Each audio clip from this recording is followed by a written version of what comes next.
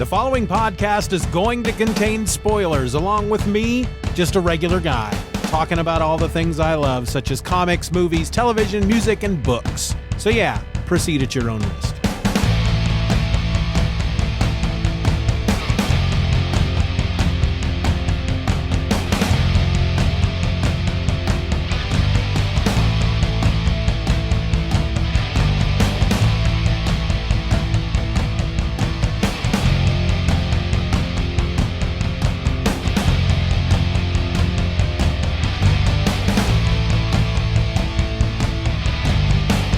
It's Friday, and you're listening to Just Another Fanboy, which would make me Steven? I hope. That's what my ID says. I mean, if this is my wallet, it looks like my wallet. There's no money in it, so it's got to be my wallet. I love joking about being poor. It's fun.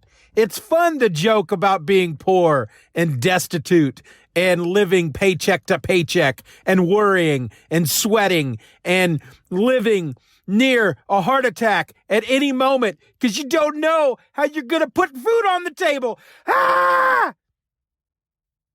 I'm kidding. I mean, we're not rich, but it's not that bad. Oh, my goodness. So today, on your Friday episode, I'm going to talk about a newer book. I picked this up on Wednesday through Comixology. It was released on Wednesday, November the 20th.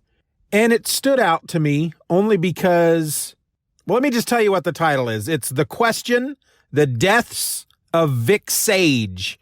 Now, this is a DC Black Label book, which means that it's mature. It's for mature audiences. Now, there's no bat pee-pee in this. There's no pee-pees of any kind. There's no pee-pees or TTs or VVs. None of that's happening in this issue anyways. But there is the occasional F-bomb that they drop. So that's their maturity level, I guess, is the swearing. The violence, really didn't come across a lot of really violent stuff in this issue. But anyway, the reason I picked it up, I have always wanted to really, there's something about the question that just intrigues me, but I've never read much of the question. I remember the question being a part of 52 back when DC did that weekly 52 book. I remember the question being a part of that. I remember various miniseries of the question being out, you know, in the 80s post-crisis, because the question, like the Blue Beetle, it's one of those Charlton books. It was created by Steve Ditko, and for Charlton Comics, and DC bought Charlton Comics and brought these characters post-crisis into the DC universe. You had the Blue Beetle, you had the Question, you had Captain Atom. I'm sure you had others, a Peacemaker, somebody like that, I feel like. But there's something about the Question I've always liked. I mean, he wears a fedora and a suit and tie. He looks very much similar to the Shadow or, oh my goodness, why can't I think of that? The Spirit. Very reminiscent of characters like that. But he has no face. So he doesn't really have any superpowers. He can just fight really well. He was trained by a dude named Richard Dragon, who shows up in this book. But he has this chemical. Again, I don't know a lot about him. Going into this book, I only know bits and bobs about this character. Enough that I'm very interested. So I'm sure there was a lot of stuff in this book that harkened back to old school Question that I just didn't pick up on. So while I enjoyed it, I wasn't able to enjoy it on that level. But he has some kind of chemical on him that makes this mist appear around him and look all mysterious. And he has this mask that makes him look like he has no face. It's just a blank sheet of skin in front of his face. No eyes, no nose, no mouth. And he seems to be very much, he likes things to be black and white. He feels that everything is connected. There's an answer to every question. And that's his job, is to answer those questions. He asks the questions and then he gets the answers. Now, this was written by Jeff Lemire. Pencils were by Dennis Cowan. Inks by Bill Sienkiewicz. Colors by Chris Sotomeyer. And letters by Willie Schubert. So just looking through, I mean, Jeff Lemire, the dude's got to be making some bank. Don't you think? He just seems to be writing all kinds of stuff. I see his name popping up every week on books. He's just writing stuff all over the place. And correct me if I'm wrong, but I don't think writers get paid as much as artists. And the way writers make money is by writing multiple books. Of course, for a writer, it could be argued that they could easily, an artist can work on maybe, if they're fast, 2 books a month. But most of them, 1 book a month, and for some, not even that. A writer, on the other hand, can work on multiple books a month. And Jeff Lemire seems to be doing just that. He's just writing all kinds of stuff. And as a writer myself, it's got me wondering. I remember, I'm going to tangent for a minute. There's a great book that Stephen King put out called On Writing. If you don't even have to be a writer to really enjoy this book, because a lot of it tells the story of how he got into writing, his journey from not being famous to being famous to a certain extent, the up to the point that his first book really hit. But one of the things he talks about in that book is that as a writer, what you do is you just freaking write. You write and you write and you write, and you have all kinds of stuff. You just write stuff, and maybe you write something and you're not sure if you want to shop that around just yet. You write it and you save it somewhere. You put it in a drawer, or back then in his day, you would print it out or type it out, and you'd have the hard copy and you'd stick it in a safety deposit box or something. But in the end, you would have just a drawer full of manuscripts. And at some point, after you sell your first book, and then your second book, and then your third book, you've got a drawer full of stuff to go back to. When, if you want to try to put out a book a year, you've got 6 or 7 other books just sitting in a drawer, waiting to be taken out and maybe reworked a bit. I don't know. But it makes me wonder, all this stuff that Jeff Lemire is writing right now, is some of this just stuff that he had, before he really hit, that he'd written and stuck in a drawer, basically, that's sitting on a flash drive or sitting out on the cloud. And now that he has made a name for himself, he's just, hey, I got another idea for a story. He's going to Image Comics, or he's going to DC, or, wherever. And because he's all over the place. I don't know that I've seen him doing anything for Marvel, but he seems to do a lot of stuff for DC, and then he's got his creator-owned stuff. And I think kudos to him, because I've yet to read anything from him that I really haven't liked. And then you've got Dennis Cowan. I mean, he's a freaking legend. Bill Sienkiewicz. Hello. These are some big names, and they're on a character that, again, I don't have a lot of history with, but I am so interested in. I don't have a lot of easy access. I need to go on Comixology and just do a search for the question. This is one of those characters that when I'm sitting in front of my computer or I got my phone in my hand and I'm over on Comixology and I'm thinking about books from the past that I want to look up and see if there's, because being a low rent fanboy, I'm always looking for the sales or stuff that's on Comixology Unlimited. I'm looking for the deal, whether it's on Hoopla and I'm trying to read the book for free through my library, or I'm on Comixology and I'm looking for the deals. There are certain books I remember from my youth that I'm always looking up and trying to find stuff for, and trying to reread a lot of the stuff that I used to read. And for some reason, the question was not there. It wasn't something I have been looking for. Blue Beetle, man, I'm all about trying to find some old and they've got all the old issues on Comixology. I'm slowly buying them. I instead of there's not a trade, which is fine. So I bought the first 3 issues. I've read the first 2. I'm the third one's next. And as I finish them, I'll buy the next one, and soon I'll have a complete digital run. Now I have most of them in a comic book box in my attic.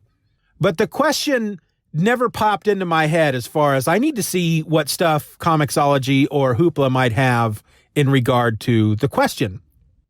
Because it's a character that speak, Stephen, speak. It's a character that I remember being around in the 80s, but I don't remember really reading anything back then. Again, I feel like my first exposure to the question was during 52. And then after 52, I think Vic Sage got, he was killed or something because he was replaced by Renee Montoya. So I did read the Renee Montoya question for a bit, and I remember really enjoying that. I feel like, did Greg Rucka write that? He was a big Renee Montoya guy. He really liked, Renee Montoya may have even been one of his characters, if Greg Rucka is the guy I'm thinking of. But when it came to Vic Sage question, never really read a lot. And it's one that when I see a title like this, I'm like, oh yeah, the question. I need to now I'm wanting to get onto Comixology and dig deeper into past issues of the question and see what's out there. So this issue, this was a 49-page issue. I don't know how many of those pages were story. Most of it was story. At least, I don't know, 45 pages of it, 44 pages were story. But this, you've got the question, Vic Sage, he's based out of a city called Hub City, and it's a very corrupt city. And the corruption is all due to the mayor. The mayor is involved in organized crime. And when Vic Sage is not being the question, he is an on-air personality. He is Vic Sage, the host of a, like one of those news opinion shows or a news magazine show on TV called Hardwire, I think it's called. And he's on there talking smack on the mayor and blaming everything, all the problems that the corruption in the city on the mayor. And he's trying to bust the mayor, basically. But when the book opens up, he is in a house of ill repute. I'll put it that way. A city council member, I think it was one of the local politicians, I think it was a city council member, is there. And he seems to enjoy having dalliances with underage prostitutes. And so Vic, as the question, he has to beat up the guy's bodyguards first. And then he takes out his phone and he gets some footage of him showing him there in the brothel or whatever you want to call it. For some reason, the name of this place does not, these places, I don't frequent them. So I don't know what they're called. Anyway, he leaves. He's on the air that night as Vic Sage, and he's talking to the sister of the mayor. And he's accusing the mayor of all these crimes. The sister, who's an alderman, whatever the heck that is, I know it's a politician of some sort. I don't know what an alderman does. She denies everything. She defends her brother. He shows her footage that he says was given to him by an unnamed source or an anonymous source of this councilman that the footage the question took, and explains to her that even though the police showed up, there's no police record of the councilman being there, which is another sign that the mayor is corrupted. She leaves. The mayor's lawyer comes and gets her, and they leave. But there was a ring that the councilman was wearing at the place with all the prostitutes. Why can't I think of the name? The prostitution house. Good Lord, what is wrong with me? He was wearing a ring that had a certain symbol on it, and then the lawyer, when he comes to get the mayor's sister, the alderman, the lawyer is also wearing that ring, the same ring with the same symbol. So he goes to see his friend Tot, who apparently is his old chemistry professor, and he's the one that created all the mask and the crazy mysterious gas. I don't know exactly what the gas does. They don't really explain it in this book, but I feel like at one point during 52 or during the Renee Montoya question that the gas actually makes the mask dissolve or appear, or I don't know. I can't remember what it did, but anyway, Tot doesn't recognize the ring. So he goes on Google and he actually finds the ring, because at one point he goes, question, how do you Google a symbol when there's no keystroke for the symbol. And he basically just types in strange symbol Hub City, and he actually gets a hit, and he's like, wow, that actually worked? And there is a secret society back in Hub City, and the last mention that he can find about it is like 1925, but they wore these rings, and that symbol was their symbol. So he goes to investigate this, the old headquarters of this secret society. Now, while he's doing this, two other things are happening, and he talks about how everything is connected. That's what he says. That's his big thing. Everything is connected. So at the same time, there is two young men, two brothers. They're both African-American. One is coming home from college. The other is picking him up at the airport. They get pulled over by the police for running a stop sign, and the cops, who are white, treat them with a level of hostility that they shouldn't be treating them in such a fashion, but they're only doing it because they're African Americans. And one of them ends up getting shot and killed. Now, at the same time, the mayor's sister, the alderman, she goes to his office to talk to him. The lawyer won't let her in, but she bursts into his office because she's really upset about the footage she saw of the councilman. She's not supposed to be there, but she bursts in and she walks in upon this scene where the councilman is tied to a chair. He's been beaten up. There are a few thugs in the room, and the mayor's like, "Oh, sister, you really shouldn't be seeing this." And at the same time, again, Vic Sage, the question, he has gone to this derelict warehouse where this secret society used to meet, and he finds this staircase that leads down to this basement. And in this basement, it takes him deeper down, and he finds a hole, a pit. And he finds this room that's like made out of rock, and there's this pit in the floor. And surrounding this pit are skeletons, dead bodies in robes, skeletons. They've been there for a long time. And one of them has a bullet through its head, and it's wearing his mask. And so he's freaking out. He takes the mask. He comes back up to the surface. That's when he learns what happened with the police officer and these two young African-American men, and one of them getting shot. And there was somebody was there with a phone and got it all on video. And they are now rioting. There's riots now just in the streets.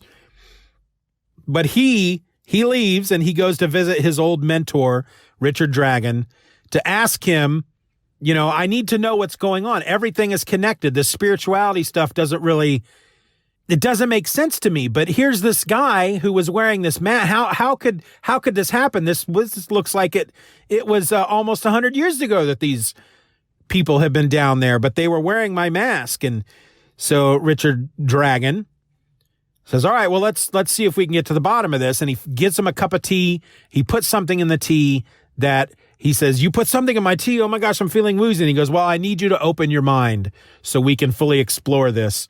And then it ends with Vic Sage is in this field, and he's the question, and he stumbles across this boy. He's like on the outskirts of this town. He stumbles across this boy, and he's like, where am I? And the boy looks at him and he goes, mister, you ain't got no face. And then you see it looks like it's an Old West almost type of situation. And then that's where it ends. So the Deaths of Vic Sage, it looks like what they're setting up is now we're going to revisit, like his past lives, or other people who maybe they were the question throughout history. I don't know exactly what's going on.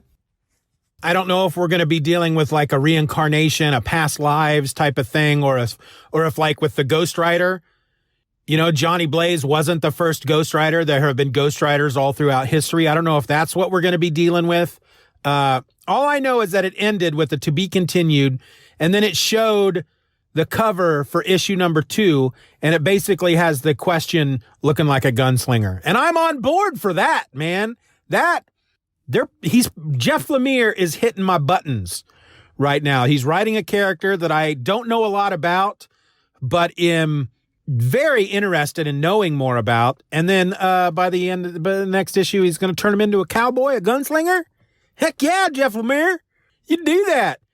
Now, the art style of Dennis Cowan with Bill Sienkiewicz inking At first, I was slightly put off by it. It doesn't look quite like Dennis Cowan. It doesn't look quite like Bill Sienkiewicz. You know, you're not seeing like the old New Mutants back when Bill Sienkiewicz did the New Mutants. It's not. The word I would use is scratchy, maybe even scribbly, little scribble scrabble. So at first, I don't know. If it wasn't a question. If it was maybe a character that I wasn't all, super interested in, I might have given this a pass just based on the art alone. However, the art combined with Jeff Lemire's writing, it really worked. The Dennis Cowan knows how to tell a story. He knows how to throw them panels down. He knows how to set it up. He knows what he's doing. He's been in the game long enough. You see a lot of, there's a lot of guys and girls out there that are great, phenomenal, super duper flashy looking artists, but that doesn't mean they know how to put the panels in the right place and put the camera angles where they're supposed to be and tell the story sequentially in a logically pleasing fashion. Dennis Cowan knows how to do that. And of course, Bill Sienkiewicz is also a master. So the story flowed well enough that the art at cursory glance wasn't all that into. Once I started reading, it just flowed. And I don't want to say page turner because since I read it digitally, I go panel to panel. So it was a panel turner. And it really worked for me. Everything came together the way it was supposed to. And the three of them, along with your colorist and your letterer, they just crafted a really well put together story that kept me interested. It kept me engaged.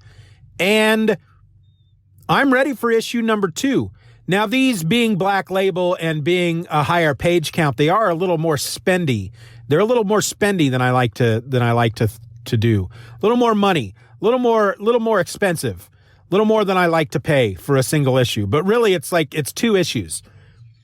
So there's a big part of me that's hoping with the page count that it's not going to come out every month. It is a limited series. I don't know how many there are going to be when the story's over. I don't know if it's a 4-book series or a 6-book series or whatnot, but there's a big part of me that's hoping it'll only come out every couple of months just because of the scratch that I got to pay for the book, which, wasn't that bad for what is in really when it comes down to it, it was a double-sized issue. And anymore, you see those double-sized issues and they're like $8.99, $9.99. This was, I think, $4.99, I believe. Because I think after my it might have been $5.99. I think after my discount it was $5.49. I honestly don't remember at this point, but I really enjoyed it. And now that I'm done reading it and now that I'm done talking about it, I am going to sit down in front of both Hoopla and Comixology, and I'm just going to type in the words, the question, and I'm going to see what they have to offer because I really kind of want to dive into this character and learn more about him because I find them very interesting. And if either of them have the Renee Montoya question, I'm kind of looking forward to getting back into those because I remember really enjoying those as well. Anyway, that's my episode. The question, the deaths of Vic Sage, not the death, it's plural. They're going to take us through what feels like all the times that he has died in past lives, I guess. Again, I'm not 100% sure, but that's what it sounds like. That's what it sounds like we're getting into here. But it looks like a fun ride, and I can't wait for the second issue. Until then, until next week, because it's Friday, go out, celebrate, throw your hands in the air, and wave them around like you just don't care. My name is Steven. I'm just another fanboy. Be nice to each other. I'm out.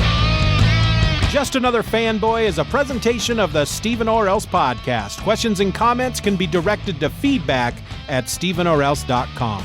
You can support the show for as little as $1 a month at patreon.com/StephenROr and get instant access to the My Other podcast, a weekly show about whatever crawls its way into my tiny little mind just moments before I tap record.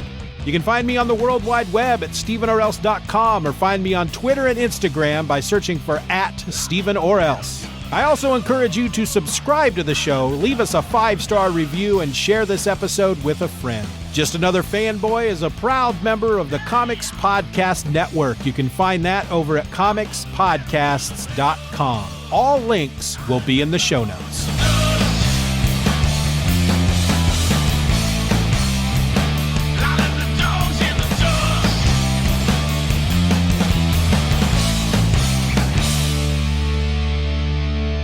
Bye-bye, Daddy.